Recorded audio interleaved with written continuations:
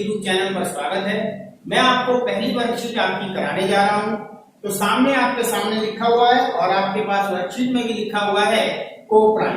पहले हम एक एक करके समझते हैं कि प्राइम क्या है और हिंदी में को प्राइम को बोलते हैं सहअभाज्य। अब प्राइम का मीनिंग क्या है? कोई भी ऐसा डिजिट, कोई भी ऐसी संख्या जिसके दो फैक्टर हो। अब मान लो जैसे हमारे पास क्या है बेटा, 2 है, तो 2 के दो फैक्टर होंगे, जिसके दो फैक्टर मैक्सिमम, याद रखना, जिसके मैक्सिमम अधिक से अधिक 2 ही फैक्टर होने चाहिए, वो आपका प्राइम नंबर होता है। अब प्राइम नंबर इसके कौन कौन से फैक्टर हो गए? एक तो ये 1 से कटेगा और एक ये 2 से कटेगा। इस तरीके से 2 फैक्टर होते हैं। कोई भी प्राइम नंबर ले लीजिए, 3, इसके भी 2 फैक्टर, 5, उसके भी 2 फैक्टर, तो जिसके 2 फैक्टर हो वो क्या है? अभाज्य है, यानी ये प्राइम है। को का मतलब क्या? सह का मतलब क्या? मतलब 2। कोई भी दो संख्याएं जो एक, सिर्फ और सिर्फ 1 से कटे, ठीक है, कोई भी दो संख्याएं जो जिसका फैक्टर 1 हो, उसे हम को प्राइम बोलते हैं। अगर मैं इन दोनों संख्याओं को एक साथ ले लूं, 2 और 3, अगर मैं इसको ऐसे लिख लूं और इसे काटना चाहूं तो ये सिर्फ 1 से ही कट सकते हैं, किसी और डिजिट से नहीं कर सकते। इसे को प्राइम कहते हैं। समझ गए आप? प्राइम जिसके 2 फैक्टर, को प्राइम जिसका 2 संख्याएं जिसके एक फैक्टर।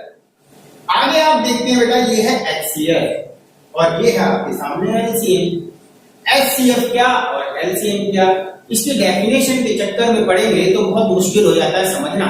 हम डायरेक्ट क्वेश्चन को समझते हैं और उसी में डेफिनेशन भी क्लियर कर देते हैं।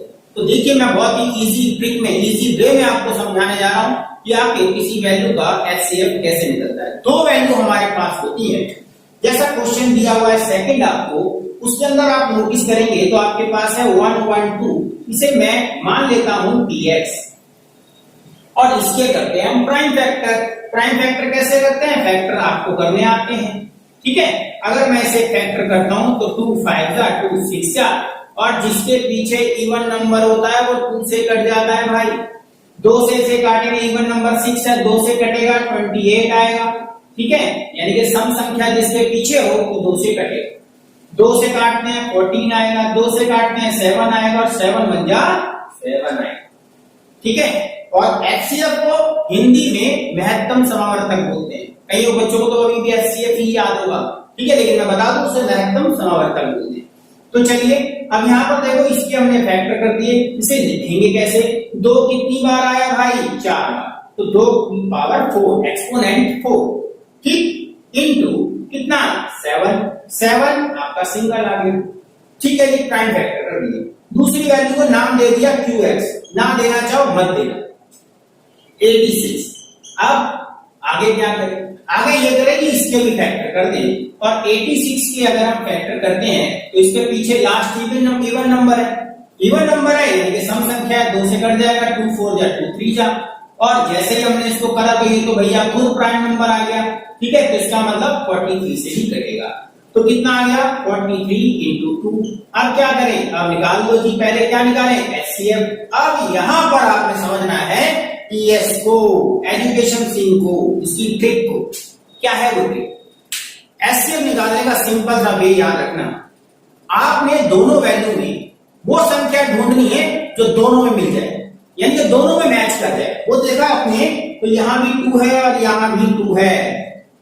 अब क्वेश्चन, यहां 4 बार है और यहां सिंगल बार, दोनों में से जो मैच कर जाए उसमें से छोटा लेना है, ठीक। तो छोटा कौन सा? ये या ये सिंगल वैल्यू है, यही आपका एचसीएफ है। हो गया, झमेला खत्म, कुछ नहीं, डेफिनेशन समझनी, रूल आपकी समझ में आ गया। अल्लाह की करनी है, डेफिनेशन आपकी स्क्रीन पे चल रही है। लेकिन आपको सबसे अच्छा तरीका क्या बताया? जो मिल जाए उसमें से छोटा लेते हैं, क्लियर। अब देखिए, हम एलसीएम निकाल लेते हैं। अब एलसीएम कैसे निकलेगा भाई? एलसीएम का भी ऐसा ही शॉर्टकट ट्रिक बताते हैं। क्या? जो मिल जाए उसमें से बड़ा ले लो। तो मिल गया भाई 2, बड़ा ले लिया 2 की पावर 4, क्लियर हो गया? हो गया? नहीं, एक और चीज रह गई, जो मिल जाए उसमें से बड़ा और जो ना मिले उसे भी ले लो, यानी कि सब अपने घर में ले लो। बाकी कौन कौन सा? यहां बचा था 7, वो ले लिया, यहां बचा था 43, वो ले लिया। इन सबकी आपने क्या कर देनी है, मल्टीप्लाई।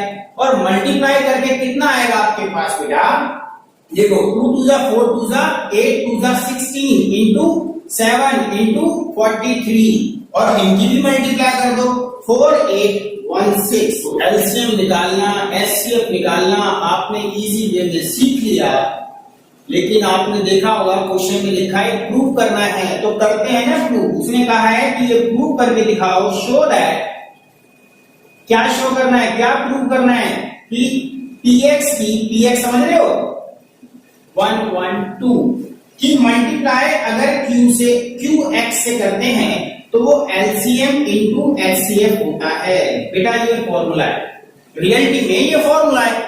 हम शॉर्टकट ट्रिक से इससे वैल्यू निकाल सकते हैं, लेकिन हमसे तो उसने ये बोला है प्रूव करके दिखाओ, इसीलिए मैंने एलसीएम और एचसीएफ ऐसे निकालना सिखाया है।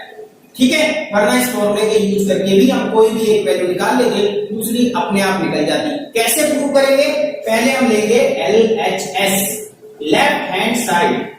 मैं तो लेफ्टी हूं, लेफ्ट हैंड पे क्या आएगा बेटा, लेफ्ट हैंड पे आएगा आपके पास px और qx। एक है आपके पास 1 1 2 और दूसरा है 86। आप इसकी भैया मल्टीप्लाई कर दो, मल्टीप्लाई आ गई 9632। एलएचएस के बाद दूसरा क्या निकालेंगे, आरएचएस। और आरएचएस में हमने नोटिस करा एलसीएम है और एचसीएफ है।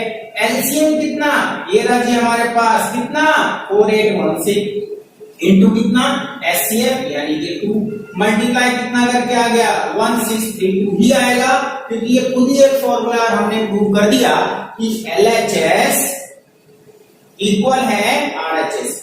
तो चलिए बच्चों, अब हम आगे थोड़ा बढ़ते हैं और नई चीज को सीखते हैं। जैसा कि आपके सामने बोर्ड पर और आपके हाथ में जो भी आपका वर्कशीट है उसे आप देख सकते हैं, ये चीज उसमें दे रखी है। सबसे पहले हम थोड़ी सी और कुछ चीज समझते हैं। वो बच्चों P अपॉन में Q की फॉर्म होती है, इसे बोलते हैं रैशनल नंबर। क्या बोलते हैं इसको, रैशनल नंबर।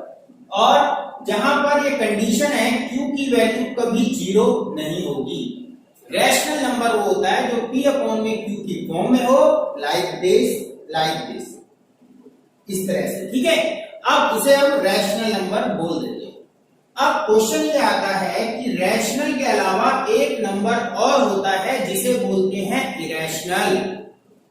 अब आपको कैसे उसमें डिफरेंस करना है, डिफरेंस करने के लिए ही ये टर्मिनेटिंग नॉन टर्मिनेटिंग को समझना जरूरी हो जाता है। बच्चों मैं सिंपल वे में बताता हूं, रूट में हो कोई भी वैल्यू, रूट में हो और उसके पेयर ना बने, पेयर नहीं बनने चाहिए। ठीक है, पेयर बन जाएंगे वो रूट से बाहर आ जाती है वैल्यू। तो जिसके पेयर ना बने और वो वैल्यू रूट में हो तो उसे बोलते हैं इरेशनल नंबर। क्या बोलते हैं, इरेशनल नंबर। ठीक है, और साथ में जो P अपॉन में Q की फॉर्म में हो उसे बोलते हैं रैशनल नंबर, यानी कि परिमेय संख्याएं, और इसे बोलते हैं अपरिमेय संख्याएं। रैशनल को क्या बोलते हैं बेटा, परिमेय, और इरेशनल को क्या बोलते हैं बेटा, इरेशनल को अपरिमेय। चलो जी, ये बात आपकी अब क्लियर होगी। तो सर ये नॉन टर्मिनेटिंग टर्मिनेटिंग क्या है, भैया बिल्कुल समझाएंगे, आराम से समझाएंगे। जिसको डिवाइड करने पर अगर नीचे वाली वैल्यू को इससे डिवाइड करें और वो कट जाए, पूरा पूरा डिवाइड हो जाए, उससे आगे डिवाइड ना हो पाए, खत्म हो जाए, तो टर्मिनेट हो गया। टर्मिनेट मतलब शांत हो गया, खत्म हो गया। तो जिसका डिवाइड करने पर वो खत्म हो जाए वो टर्मिनेटिंग, और जो खत्म ही ना हो लगातार चलता रहे नॉन टर्मिनेटिंग। ठीक है, और इसको बेटा नॉन टर्मिनेटिंग और नॉन रिक्यूरिंग को सिंपल लैंग्वेज बताऊं, जिनको हम अपनी जुबान से नहीं बोल पाते, जिसको P अपॉन में Q की फॉर्म में नहीं दे पाते हैं, उसे हम इरेशनल नंबर बोलते हैं। ठीक है, अगर हम रूट 2 की वैल्यू निकालेंगे तो 1 पॉइंट समथिंग समथिंग आता ही चला जाएगा, उसका एंड ही नहीं होगा, तो उसको बोलेंगे हम, जो अपनी जुबान पर ना आ पाए और नॉन रिक्यूरिंग हो, उसी को हम बोलते हैं अपरिमेय संख्या, यानी कि इरेशनल नंबर। तो ये समझ में आ गया, जिसका एंड हो जाए वो टर्मिनेटिंग, जिसका एंड ना हो नॉन टर्मिनेटिंग, एंड ना हो अशांत, एंड हो जाए शांत। ठीक है, और जो रूट में हो वो क्या होगा, वो नॉन टर्मिनेटिंग भी होगा और नॉन रिक्यूरिंग भी। ठीक है, अब यहाँ पर हम थोड़ा अच्छा एक और चीज क्लियर कर दूं बेटा, पाई अगर पाई है तो उसे इरेशनल में काउंट करते हैं, लेकिन अगर 22/7 जो हम लेते हैं, कई बार आपने देखा होगा मेंस्ट्रुएशन के अंदर लिया जाता है 22/7, तो वो रैशनल कहलाता है, क्योंकि यहाँ पर ये लॉ लग रहा है P/Q का। अगर कोई पूछता है 22/7 क्या है, तो भैया वो तो है रैशनल, और पाई क्या है कि वो इरेशनल, क्योंकि पाई की जो वैल्यू होती है वो इस तरह से आती है, 3 पॉइंट आगे आगे चलता चला जाता है, ठीक है, इसीलिए उसे इरेशनल नंबर कहा जाता है। चलो कंफ्यूजन करते हैं दूर और आगे बढ़ते हैं। तो सर इसके बारे में हमें बताइए, ये क्वेश्चन आपके यहाँ पर दे रखा है, क्या हम ऐसे डिवाइड करते रहेंगे? हमें टर्मिनेटिंग और नॉन टर्मिनेटिंग में डिवाइड करना है, तो भैया अगर हमें उससे डेसिमल में करना है तो आप डिवाइड ही करोगे, जैसा डिवाइड करना आता है आप 12 से 164 को डिवाइड करोगे, डिवाइड तो कर लोगे आप 9th क्लास में। मैं आपको सिखा रहा हूं आप किस तरीके से जवाब दे सकते हो टर्मिनेटिंग और नॉन टर्मिनेटिंग। ध्यान से समझ, बिना डिवाइड कर। कैसे? आपको नीचे वाली वैल्यू देखनी है डिनोमिनेटर, यानी कि क्यू की वैल्यू, देख रहे ना, क्यू की वैल्यू या तो 2 की पावर n, यानी कि या तो वो 2 के फैक्टर, या ठीक है, या वो 5 के फैक्टर, जो भी डिनोमिनेटर हो, नीचे वाली जो भी वैल्यू हो, वो या तो क्या आना चाहिए 2 के फैक्टर या 5 के फैक्टर, और या ठीक है, या क्या होना चाहिए उसमें 2 के फैक्टर भी हो और 5 के फैक्टर भी हो, या तो सिंगल सिंगल हो या दोनों एक साथ हो, लेकिन इसके अलावा कोई ना हो, यानी कि उसके गुणनखंड होने चाहिए 2 की पावर की फॉर्म में या 5 की पावर की फॉर्म में या दोनों की फॉर्म में। लेकिन अगर इसके अलावा कोई डिजिट आता है तो वो नॉन टर्मिनेटिंग है, और अगर यही आता है तो वो टर्मिनेटिंग है ना, इजी वे। तो देखो हम ऐसे आंसर दे देंगे और आप करके देखोगे क्या बेटा, इसके अपॉन में 12 है, 12 के हम फैक्टर कर लेते हैं, 2 into 2 into 3। हमने चेक किया जिसमें तो 3 आ गया, हमें तो 2 ही चाहिए था बस। अगर इसमें 3 आ गया तो पता चल गया ये नॉन टर्मिनेटिंग है, आसान है, क्लियर। तो ये क्या हो गया, नॉन टर्मिनेटिंग, क्लियर। अब ये देख लो नीचे अपॉन में कितना है 7, क्या इनमें से है? नहीं है, तो ये भी क्या है, नॉन टर्मिनेटिंग, यानी कि आसान है। बहुत बढ़िया। अब आगे क्या 15 से, तो अगर 15 में हम देखें तो क्या आएगा बेटा, ये भी नॉन टर्मिनेटिंग आएगा, क्यों? इसमें भी फैक्टर आएंगे 5 into 3। क्लियर कर दिया ना मैंने कि बिना डिवाइड करे ही हमने जान लिया कि वो टर्मिनेटिंग है या नॉन टर्मिनेटिंग। लेकिन अगर डेसिमल फॉर्म में कन्वर्ट करना है तो आपको 100, जैसे मैंने कहा था ना, 15 को बाहर रख के डिवाइड करके दिखाना पड़ेगा, ठीक है, वो आप करना जानते हैं और आप करके देखिएगा वो नॉन टर्मिनेटिंग ही आएगा, ठीक है। तो चलिए अगले क्वेश्चन पे आते हैं। अगला क्वेश्चन है आपका 4। अब जैसा कि हमें फिल इन द ब्लैंक्स के अंदर दे रखा है कि वो नॉन टर्मिनेटिंग है, मतलब आसान था, और नॉन रिकरिंग है, इसलिए वहां पर जो फिल इन द ब्लैंक्स में आएगा वो इरेशनल आएगा। तो 4th क्वेश्चन का आंसर आपका इरेशनल नंबर है, क्लियर। तो बेटा आपने 3rd भी कर लिया और 4th भी कर लिया, सर पहला रह गया वही कर रहे हैं। हमें 245 को 3 से डिवाइड करके दिखा रखा है और नीचे हमें ये दे रखी है वैल्यू 2, क्लियर। यहां दे रखा है आपको 3 और यहां पर दे रखा है 81 और कुछ फिल इन द ब्लैंक्स दिए हुए हैं जिसे आपने समझना है।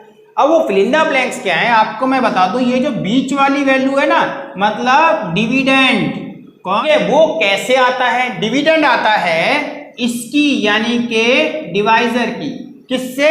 मल्टीप्लाई करके, किससे?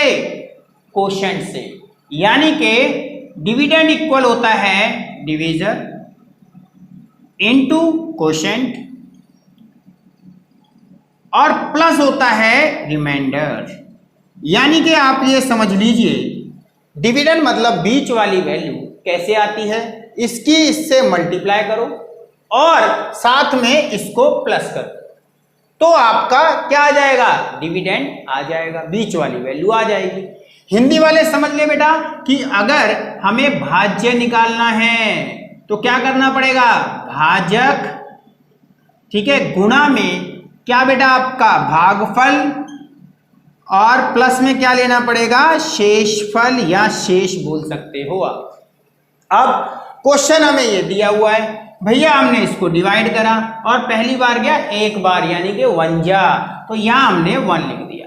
अब हमें एक एक की वैल्यू बता देते हैं। तो ये वैल्यू हमने देखा यहां होती है, तो हमेशा इसे क्या बोला जाता है? कोशेंट। तो कोशेंट कितना है आपका? 1, ठीक है। रिमाइंडर नीचे आपका रिमाइंडर कितना है? 82। ठीक है।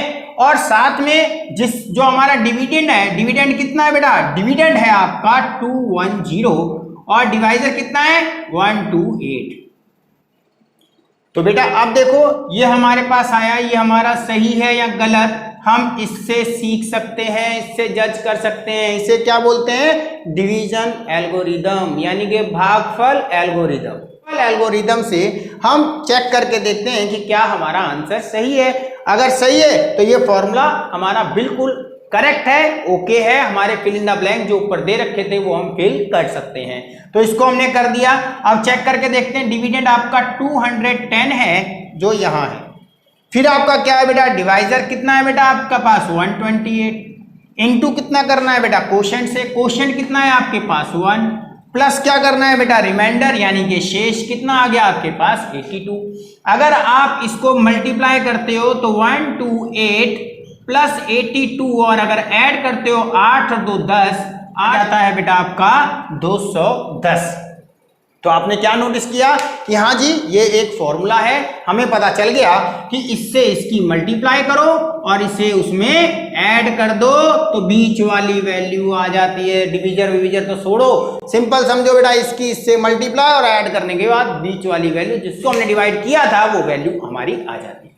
चलो मिलते हैं बेटा नेक्स्ट वर्कशीट के साथ। अगर आप मेरे चैनल पर नए हैं तो मेरे चैनल को सब्सक्राइब कीजिए और वर्कशीट की हर वीडियो आप पूरे डीपली उसे अच्छे ढंग से समझिए और करिए। इसीलिए मैंने चैनल के अंदर बोला हुआ है हम सीखेंगे समझेंगे।